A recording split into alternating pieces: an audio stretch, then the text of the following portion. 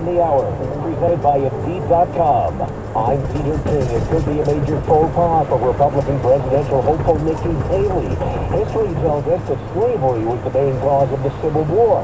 But the former South Carolina governor had a different take last night. I think the cause of the Civil War was basically how government was going to run, the freedoms and what people could and couldn't do. Haley's comments came during a town hall meeting last night in Berlin, New Hampshire. This voter was incredulous at the answer. All this one degree, if it's honesty to me, if you answer that question without mentioning the word slavery. What do you want me to say about slavery? No, you answer that question. The response was quick on social media, with Republican rival Ron DeSantis saying yikes, President Biden saying it was about slavery, both on the X platform. The Colorado GOP has appealed the state Supreme Court's decision disqualifying Donald Trump from the primary ballot. CBS's Scott McFarland. In a social media post, Trump called the legal challenges a pathetic gambit to rig the election, and that Colorado was the only state to have fallen prey to the scheme. A day after meeting with U.S. officials, Mexico's president has just said that the U.S. has agreed to keep border crossings open, a bone of contention for Mexico.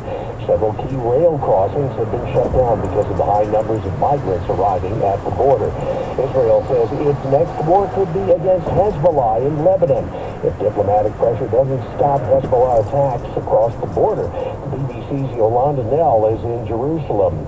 There's been this warning now from Benny Gantz, who's a member of the War Cabinet. He's also a former Israeli military chief of staff, saying to the Lebanese government and to the international community, if more isn't done to rein in Hezbollah, push it away from its positions close to the border, then Israel will be forced to act. The woman at the center of a sensational tabloid-type drama is out of prison.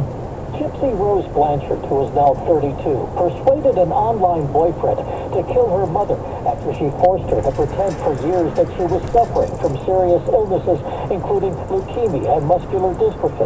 The case sparked national tabloid interest after reports that Blanchard's mother, Claudine, who was killed in 2015, was essentially keeping her daughter prisoner, forcing her to use a wheelchair and feeding tube. Gypsy Blanchard was, in fact, perfectly healthy. Jim Krasula, CBS News. Denver Nuggets forward Aaron Gordon is out indefinitely, not because of a sports injury, but because of dog bites on his face and his right hand, his shooting hand. Nuggets say the bites require 21 stitches.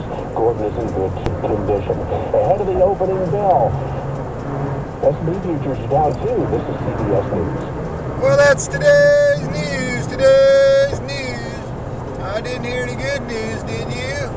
I didn't think so. I guess it's all about perspective. The glass is half full. Well, as always, I'd like to thank you again for coming along with me on these Dash Cam News adventures. You know the drill. Peace, love, and all that hippie jazz. Bye-bye, everybody. It's 59 degrees in Emeryville, California.